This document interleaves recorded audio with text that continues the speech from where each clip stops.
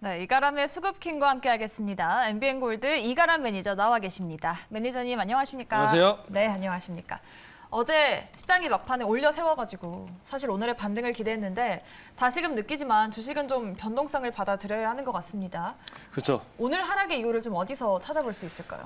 일단 변수가 굉장히 많았던 하루였던 것 같습니다. 일단 어저께 사실은 막판에 좀 들어왔기 때문에 굉장히 좋은 시장이 좀 나타날 수 있지 않을까에 대한 기대감이 있었는데 일단 어젯밤에 러시아 관련해서 리스크가 하나 나타났죠. 가스관이 뭐 누설됐는데 그게 뭐 폭발이 된 거 아니냐라는 소식이 있으면서 결국 유럽 내에서 가스 관련돼서 이제 천연가스가 올라갔다 보니까 유럽 안에 다시 한 번 더 위기가 오는 것이 아니냐 이런 것들이 굉장히 많았었고요. 근데 오늘 보게 되면 사실 또 통화 시장 자체가 좀 굉장히 많이 불안했습니다. 그래서 뭐 유로화도 그렇고 파운드화도 그랬고 뭐 일본 엔화나 아니 뭐 중국 위안화 결국 뭐 우리나라 달러 원까지 달러 원과 이제 뭐 그다음에 미국 인덱스를 좀 봐야 될 필요가 있을 것 같은데요. 일단은 요거 좀 화면 좀 같이 보면서 말씀드려보도록 하겠습니다. 자, 일단은 이제 유로화가 점점 먼저 볼 텐데요. 지금 보시는 화면은 유로화입니다. 유로화 화면을 이제 분봉으로 보게 되면 이제 아침부터 이제 어제와 좀 다뤘던 게 어제는 이제 시장에서 분명히 이제 올라가고 있었던 모습이 있었거든요. 이제 그렇기 때문에 증시가 내려가고 좀 내려간다는 자체가 국내 증시가 한번 내려갔던 게 이상했던 거였는데 다시 한 번 더 우리 증시가 막판에 올라갔기 때문에 역시나 이게 환율적으로 봤을 때는 올라가는 게 맞는 거였는데 우리가 빠진 게 이상했던 거였구나. 이게 좀 이해가 됐었거든요. 근데 네. 오늘 같은 경우에는 어제하고 반대였습니다. 어제하고 반대로 시작하자마자 유로화가 좀 많이 빠지기 시작을 합니다. 유로화가 빠졌었고 이제 그러면서 이제 영국 파운드화 같은 경우도 아침부터 내려갔던 게 이제 파운드화이기 때문에 파운드화하고 유로화가 계속 빠져져 있는 상태에서 갑자기 또 튀어 올라가기 시작한 게 요가 연관되어져 있는 이렇게 달러 인덱스가 아침부터 많이 올라갔습니다. 이렇게 올라가면 전고점 자리까지 올라갔다 보니까 달러 원 환율까지도 같이 올라가는 모습이 있었던 게 오늘의 증시였거든요. 결국에는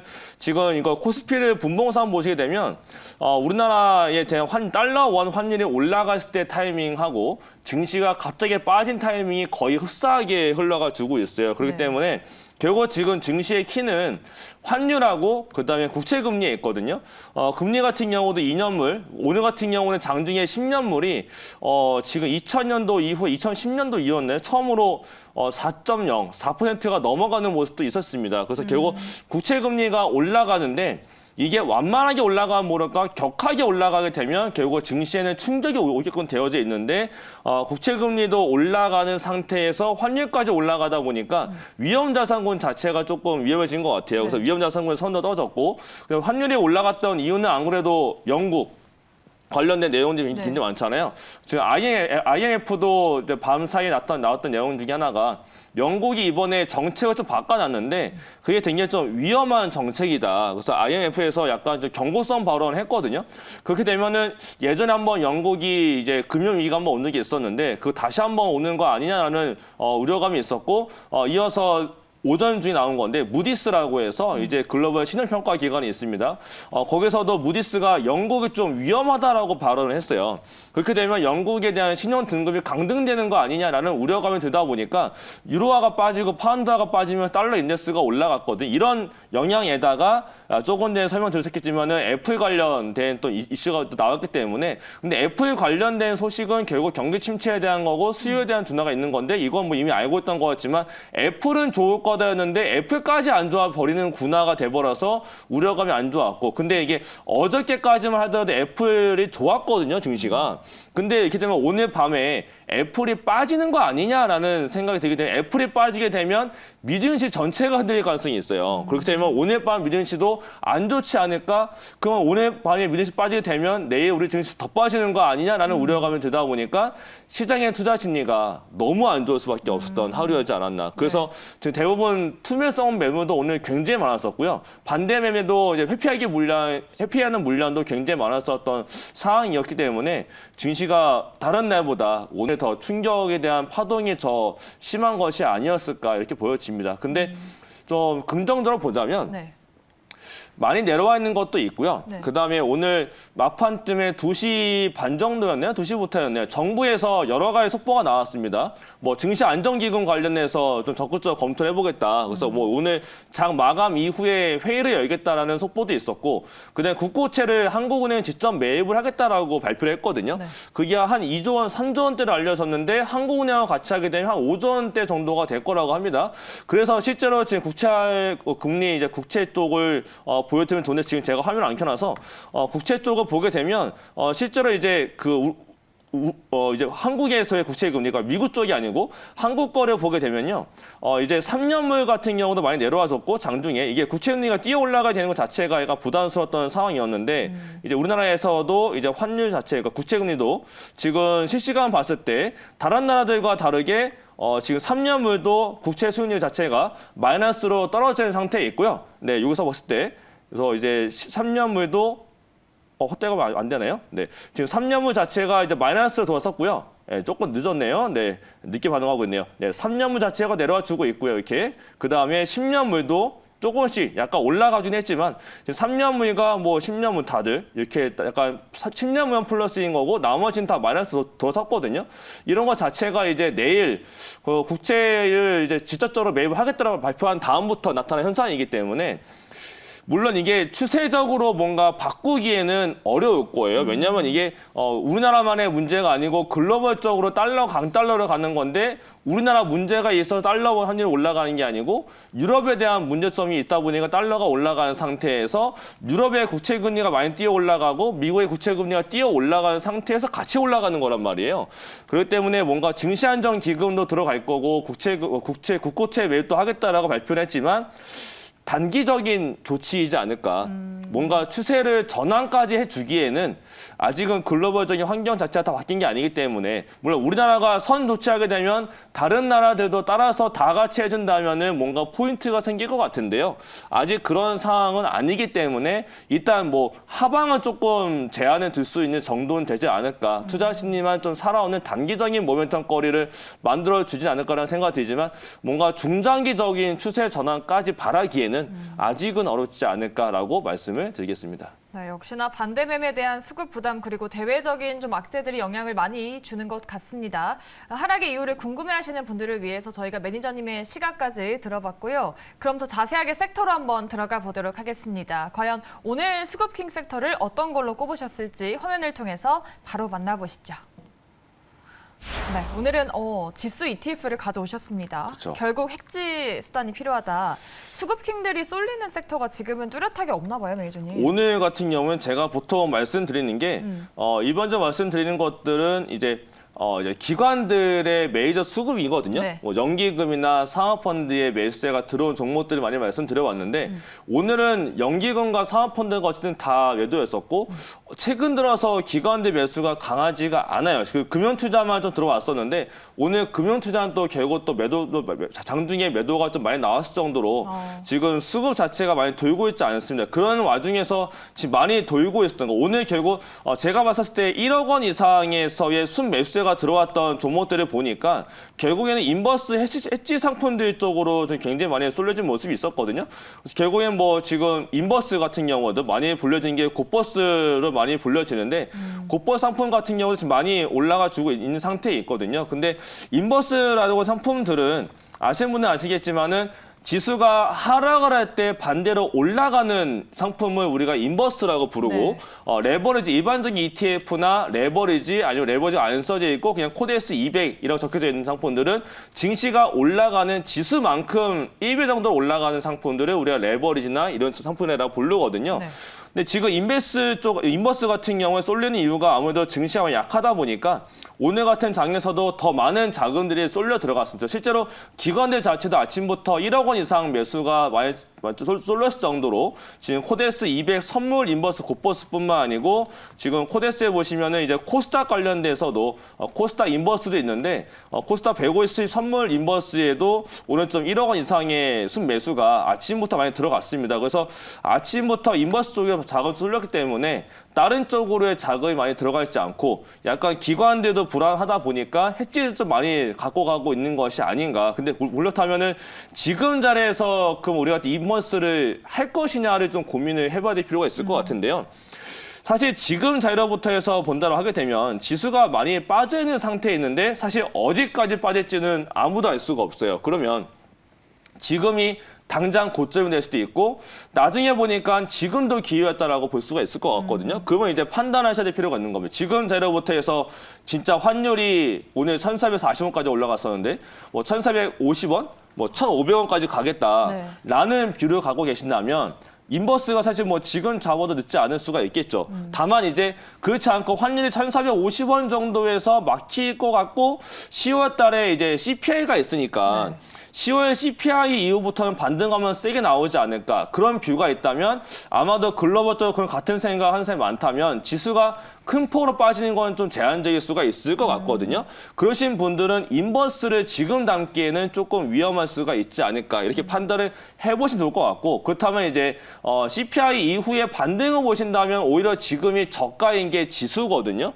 그 반대로 이제 지수가 반등할 수 있지 않을까에 대한 포인트를 두고서 모아간다라고 보시면은 인버스가 아니고 레버리지 쪽을 좀 봐야 되는 건데 그러면 코스피 관련해서는 코덱스 레버리지라는 상품이 있습니다. 이 코덱스 레버리지는 그러니까 코스피 200 기준 봤을 때 코스피 200에서 2배 정도로 움직이는 상품인 거고요. 이게 레버리지가 싫다 하시는 분들은 그냥 코덱스 200을 보시면 되는 건데 그 한 배짜리입니다. 근데 중심 변동폭이 굉장히 작을 수가 있는 건데요.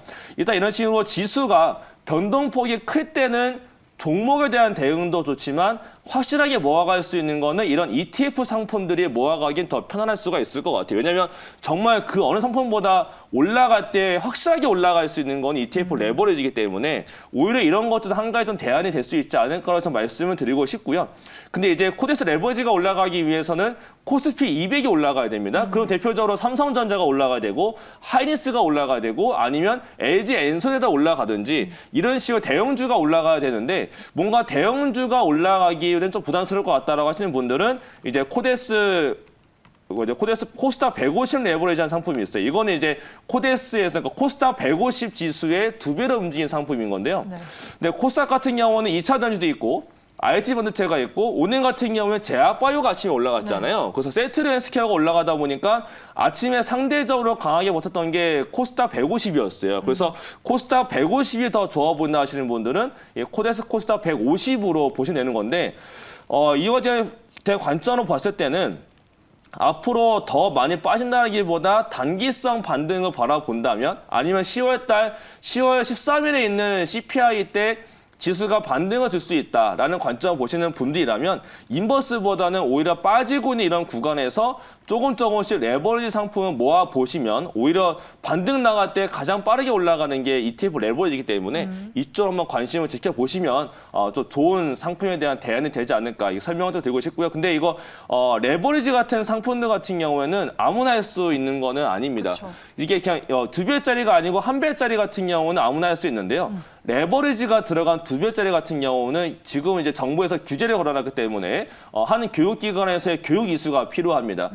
이게 그 금융투자교육원이라는 사이트가 있어요. 금융투자교육원에 가셔가지고 ETF 관련된 교육 이수하는 상품이 있거든요. 그게 아마 1시간 정도 걸리는데 3,000원 정도가 아마 들어갈 겁니다. 그거 이수하신 다음에 사용하시는 증권사 연락하셔가지고 ETF 거래하고 싶다, 등록하겠다라고 하게 되면 그 수료 번호만 등록하시면 바로 거래할 수가 있는 거니까 이런 것도 한번 관심 있게 지켜보시면은 지수 반등할 때 가장 빠르게 올라갈 수 있는 게 ETF에서 레버리지 상품도 있는 거니까 이런 것도 한번 새롭게 공부도 같이 해보시면 좋겠습니다. 네. 지금 워낙 시장이 흔들리고 있어서 뚜렷하게 좀 기관 수급이 쏠리는 그런 현상이 좀 부재한 상황이죠. 그래서 저희가 리스크 해지 수단으로 지수 ETF를 소개해드려 봤는데요. 좀 변동성이 크게 나올 수 있는 상품이기 때문에 유의하시면서 좀 대응 전략을 한꺼번에 짜 보시면 좋을 것 같습니다. 이렇게 섹터를 저희가 말씀을 드려봤는데 종목 찾기가 사실 정말 어려운 시장이잖아요. 맞아요. 그런데도 종목을 좀 꼽아 오셨다고 합니다. 저희가 간단하게라도 한번 들어보도록 할게요. 내일장을 위한 킹받는 종목 어떤 걸지 지금 바로 열어보겠습니다. 네, 오늘은 킹받는 종목으로 나스미디어 가져오셨습니다. 광고 기업 아닌가요, 매니저님? 맞아요. 이게 사실 광고 기업이 좀 좋지 않은 업황 상태에도 있었긴 했거든요. 근데 최근 나스미디어가 좀 많이 올라가 주고 있는 상태에 있는데 나스미디어 같은 경우는 한 가지 좀 이슈거리가 있습니다. 네. 넷플릭스 아시는 분은 아시겠지만 중간 광고를 도입을 하겠다라고 발표를 한 적이 있어요. 맞아요. 그러면서 넷플릭스가 조금 주가 반등이 있었는데 그렇게 되면 넷플릭스가 뭐 실적이 좋아지는 거 아니냐 이런 이제 코멘트가 있다 보니까 넷플릭스 최근 좀 다시 올라가 주고 있는 모습이 있습니다. 그러면 넷플릭스 광고에 따른 수혜주가 있을 거거든요. 그게 각 나라마다 광고사가 다 껴있기 때문에 몇 개국에서 다 시행할 텐데 모든 전 나라의 광고를 한 기획사가 다 맞는 게 아닙니다. 그 나라에서 해당되는 랩사에 포함되어져 있는 기업이 맞는 건데 이 나스미디어가 넷플릭스의 광고 쪽 관련된 랩사에 껴져 있어요. 그 지금 나스미디어가 아마 넷플릭스 관련해서 수혜가 받지 않겠느냐 이런 전망이 있다 보니까 최근에 시장하고 무관하게 나스미디어가 좀 올라가고 있는 모습이 좀 있습니다. 그래서 나스미디어 같은 경우는 제가 처음 드린 대로 넷플릭스의 중간 광고 도입에 대한 수혜가 될 것 같고 지금 현재 넷플릭스에서 랩사와 파트너를 선정하고 있는 과정으로 현재 알려져 있어요. 그렇게 되면은 나스미디어가 가장 유력하지 않겠는가 이렇게 보고 있기 때문에 시장에서도 국내 다른 광고 기업들은 주가가 못 올라가고 있는 상태에서 나스미디어만 좀 올라가고 있는 것 같거든요. 실제로 수급을 보더라도 지금 연기금하고 사모펀드가 매수가 딱히 없는 시장인데 불구하고 오늘도 연기금과 사모펀드 투신도 사면서 주가는 결국 종가는 보합권에서 마감됐습니다. 증시가 빠지고 있는데 불구하고 보합권이라는 얘기는 굉장히 강한 종목이다가 될 것 같아요. 그래서 나스미디어를 한 가지 이슈 모멘텀을 가지고서 단기 플레이로 보시면 괜찮지 않을까 싶어서 나스미디어를 말씀을 드려봤습니다. 네, 단기적으로 봐도 괜찮다라고 하셨습니다. 정말 최근에 시장이 빠지는데도 불구하고 좀 나름 잘 버텨준 것 같습니다. 가격 전략도 간단하게 세워볼까요? 네, 이게 최근에 좀 추세적으로 많이 올라오고 있는 상태에 있습니다. 아래자리 22,000원부터 해서 이 이슈가 나온 다음부터 계속 올라가서 거의 3만 원대까지 올라간 모습이 있거든요. 하지만 지금 계속 이슈가 많이 붙어 있고 지수가 증시가 약한 가운데에서 넷플릭스 관련 이슈가 나올 걸로 전망되다 보니까 기관이 사고 있는 것 같아서 이 종목은 일단 아래자리 29,000원 자리가 깨지게 되면 이제 주가 흐름 자체가 약간 둔화가 될 가능성이 좀 있습니다. 그리고 윗자리에 올라간다 하더라도 정고점에 대한 부담감은 분명히 생길 거기 때문에 일단 매수 가격은 오늘 종가선 자리 31,000원 이하로 말씀을 드리겠고요. 목표가는 정고점 자리 요 위에 앞에 꼬리 자리가 있는데 그 자리가 33,000원이기 때문에 목표가는 33,000원, 손절가로는 지지라인 이탈되게 되면 안 되니까 짧은 손절로 29,000원을 말씀드리도록 하겠습니다. 네, 종목 찾기 힘든 시장에서 그래도 좀 눈여겨볼 만한 종목 나스미디어로 발굴해 와주셨습니다. 목표가 33,000원 기억해 보시기 바라겠습니다. 네, 저희 다음은 고엔스탑으로 넘어가 보겠습니다. 저희가 인기 검색 상위 10종목 중에 4종목을 뽑아서 내일장 전망해 드리고 있는데 오늘은 특별히 4종목에 더해서 우리 시청자분들이 궁금해하시는 한 종목을 더 보려고 합니다. 네. 문자 샵 2034로 내일이 궁금한 종목, 내일 올라갈지 하락할지 궁금한 종목을 적어서 보내주시면 저희가 그 종목까지 파헤쳐 보도록 하겠습니다. 문자 많이 보내주시기 바라겠고요. 그럼 저희 본격적으로 고엔스탑 들어가 보도록 하겠습니다. 오늘장 인기 검색 10종목 열어보겠습니다. 네, 오늘은 대형주들을 비롯해서 일동제약 또 LG노텍 여러 가지 섹터들이 섞여서 올라와 있는 모습입니다. 이 중에서 저희가 이 종목 먼저 한번 체크해 보도록 하죠. 첫 번째 종목은요. LG노텍 보도록 하겠습니다. LG노텍, 앞서서 말씀하셨다시피 애플까지 생산량을 줄일 정도로 경기가 좀 급격히 안 좋아질 수 있다. 이런 좀 문제가 나오는 것 같은데 LG노텍 오늘 10%가 넘게 급락을 했습니다. 네, 맞아요. 내일장 어떻게 보실까요? 사실 LG노텍이 어제의 하락 때는 어떤 멘트가 있었냐면 이게 일반 아이폰 14가 조금 줄 것 같다라는 내용이 좀 있었거든요. 네. 근데 이미 그거는 알려진 내용이었어요. 근데 단지 그냥 갑자기 또 증시가 빠지는 가운데에서 LG노텍이 좀 타겟이 돼가지고 많이 내려간 것 같았는데 이제 오늘 나온 소식이 조금 더 컸던 것 같습니다. 이제 아이폰 14 같은 경우는 이미 알려진 내용이었었고 대신에 이제 아이폰 프로하고 맥스 모델에 대한 생산을 더 늘릴 거다라고 했던 게 애플이었거든요. 그렇죠. 근데 우리나라의 LG노텍이나 BH 같은 우리나라의 밴더드 같은 경우는 일반 라인보다는 고품가 쪽, 고부가 쪽이니까 맥스랑 프로 쪽으로의 노출도가 더 높은 상태에 있었기 때문에 어제의 하락은 좀 너무 과하다라고 했던 거였었거든요. 근데 이제 오늘 이제 블룸버그 통해서 올라왔던 소식 중에 하나가 그러니까 애플이 공식적 발표한 건 아니었는데 네. 블룸버그 통해서 올라온 뉴스 중에 하나가 애플에 증설을 하겠다라는 계획을 철회했다라고 했거든요. 그러면 이제 애플은 잘 건드리고 있는 것 같고 잘 팔린다라고 했고 맥스하고 프로가 잘 나간다고 했는데 증설하겠다고 했던 거를 철회를 했다라는 얘기는 그동안 뭔가 기대가 있던 게 조금 사라지는 거? 애플이 진짜 안 좋구나. 이게 돼버리다 보니까 이 가장 대표적인 밴더사가 LG 관련 그룹사인 거기 때문에 이 종목이 오늘 좀 타겟이 돼서 많이 밀린 것 같고요. 실제로 공매도가 좀 많이 집중이 좀 되고 있습니다. 이건 제가 아직은 오늘 건 안 나왔기 때문에 자료가 정확하지 않지만 제가 이 자료 한번 먼저 보여드리면서 말씀드리겠습니다. 이게 오늘 건 아직 안 떴는데요. 이게 한국거래소에 가시면은 공매도 브리프를 볼 수가 있는데 이게 아직 안 나왔습니다. 오늘 거는. 근데 어제 거 봤을 때 LG이노텍에 대한 공매도가 코스피에서 2위였어요. 이 정도로 공매도가 집중됐는데 오늘까지 기관들하고 외국계들의 공매도가 집중된 것 같습니다. 그래서 공매도들이 이렇게 크게 공매도를 세게 잡아놓을 때는 매수가 들어가게 되면 이거 회복하기가 굉장히 어려워져요. 뭔가 쇼커버가 들어와야지만 크게 올라가는 상태가 될 거기 때문에 저도 개인적으로 LG이노텍을 굉장히 좋게 보고 있지만 공매도가 원체만이 쌓여져 가고 있고 지금 뭔가 수요에 대한 리스크가 발생되고 있는 만큼 이 종목은 3분기 실적을 봐야 될 것 같습니다. 네. 그래서 3분기 실적 확인하고 나서 생각만큼 타격이 없었다라는 얘기가 또 나타나게 되면 그땐 다시 한 번 더 반등을 줄 수가 있는 거니까 일단 지금 현재 상태에서는 LG이노텍은 스탑 의견을 드리도록 하겠습니다. 네. 오늘 뉴욕 증시 본장에서 애플 주가가 어떻게 움직이느냐에 따라서도 좀 관련주들의 맞습니다. 움직임도 결정이 될 것 같습니다. LG이노텍은 좀 실적을 보고 접근해보자라는 전략 말씀드렸고요. 내일장 의견은 스탑으로 정리해보겠습니다. 저희 두 번째 종목도 바로 열어보도록 할게요.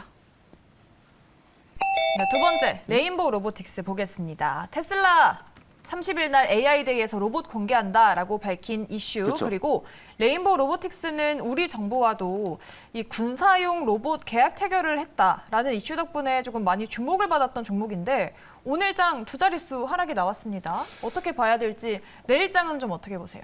일단 레이모 로보티스는 일단 고 의견을 드리도록 하겠습니다. 이게 왜냐면 좀 오늘 많이 빠지긴 했어요. 많이 빠지긴 했고 로봇주들은 이번에 한 번에 끝날 것 같지는 않다는 생각이 들거든요.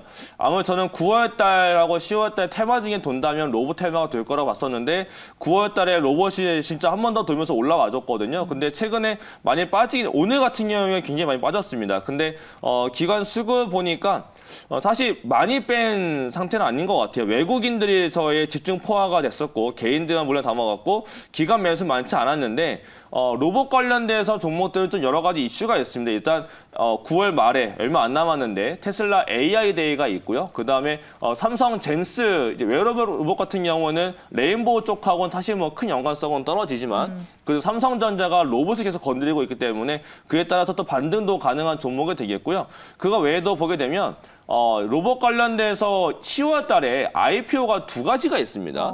근데 이 지금 같은 계열, 같은 그룹 안에서, 같은 피어 그룹 안에서 지금 상장을 하게 되면 이 상장 효과라는 게 있어요. 그래서 수요 예측 잘 되고 공모 참여 잘 되게 돼서 그 종목이 시초가나 평가 자체를 시장에서 잘 받게 되면 다른 로봇들 자체가 다 재평가받게 되거든요. 그런 과정이 아마 두 번 남았습니다. 뭐가 있냐면 이제 SDB테크라고 해서 감속기랑 베어링 만드는 회사가 있는데 그 회사가 이제 10월 달 이제 다음 주부터 해서 아마 공모처에 들어갈 텐데요.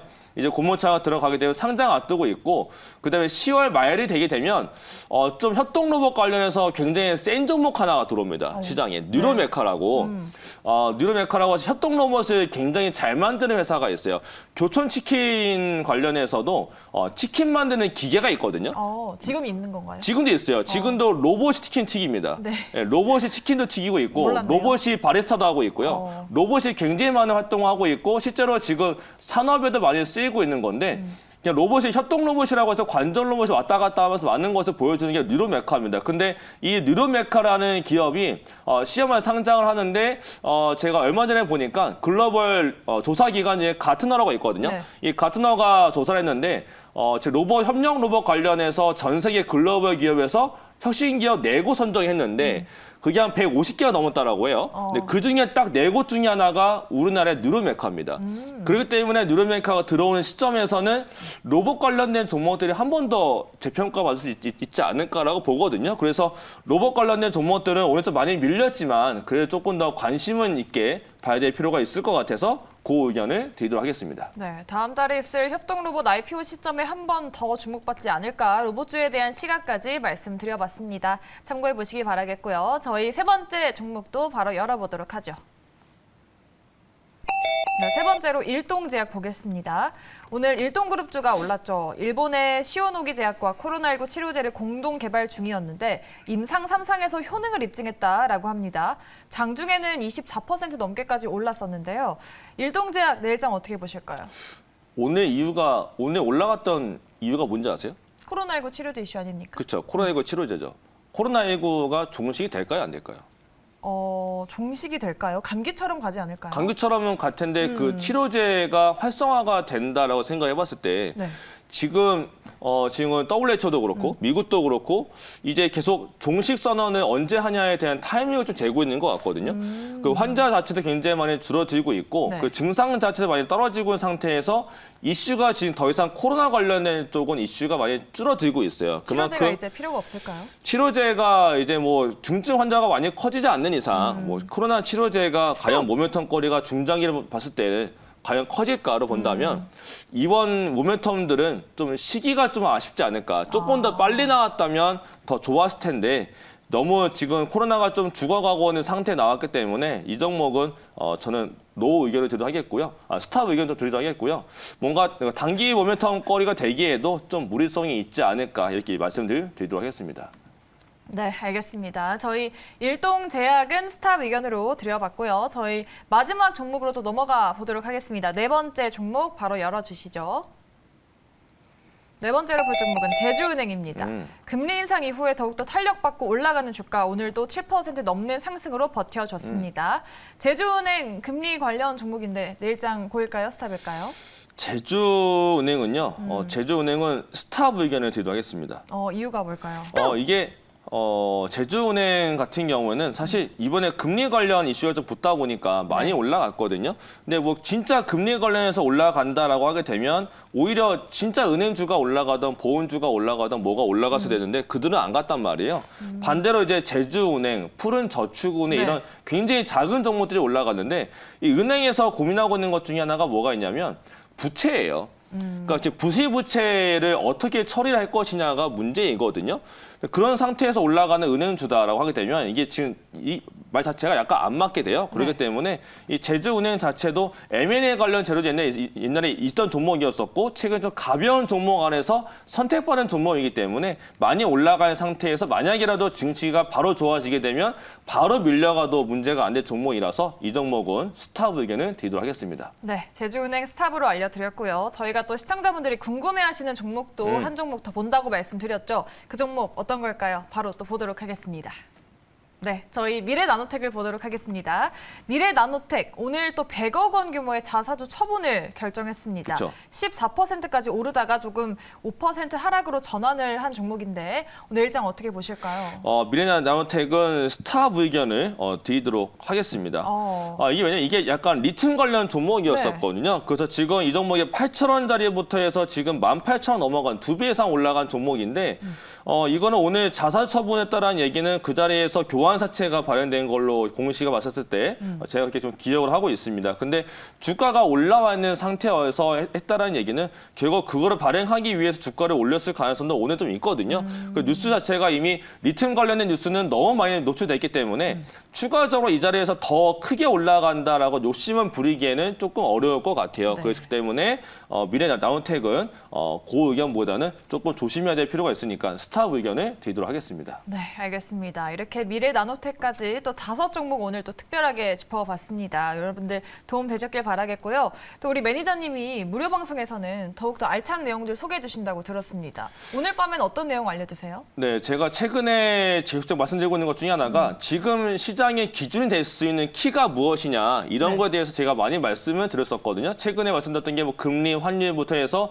여러 가지 기준점들 몇 가지 다 설명드렸는데 실제로 시장 자체가 뭐 지수가 어디까지 빠질 거냐, 어디까지 올라갈 거냐 이런 거에 대해서는 지금 논할 의미가 없어졌습니다. 그렇기 때문에 뭐 지지라인대가 어디다 이런 건 다 필요 없고요. 그런 것보다도 지금 시장에서 키포인트가 되는 것도 있으니까 그런 것들이 전환이 되느냐 안 되느냐가 더 중요하다고 저는 보고 있습니다. 그러면 그게 어떤 게 있는지 다시 한 번 더 설명을 드릴 거고 앞으로의 지수에 대한 향방 말고도 그렇다면 지수가 언제쯤 올라갈 수 있겠고 시장에 대한 포인트의 전환점이 언제쯤 나타날 수가 있겠는지를 일정을 보면서 좀 알 수가 있습니다. 그래서 그 시장에 대한 전환 포인트에 대한 내용들, 그냥 지금 시장에 대한 전략을 어떻게 짜면 좋을지, 지금 만약 현금이 있다면 어떻게 전략을 짜야 되고 현금이 없다면 어떤 식으로 잡아놔야 될지 이런 고민거리들을 함께 좀 내용을 말씀드려보도록 할 테니까 유튜브에서 9시 바로 하는 게 아니고요. 오늘 밤에 합니다. 밤에 저녁에 9시 40분부터 시작할 거니까 알람 해놓으셨다가 9시 40분에 유튜브에 이가람 검색하시고 입장하시면 되겠습니다. 네, 매니저님의 더 많은 뒷이야기 궁금해하시는 분들은 오늘 밤 9시 40분 무료 방송 참여하시면 될 것 같습니다.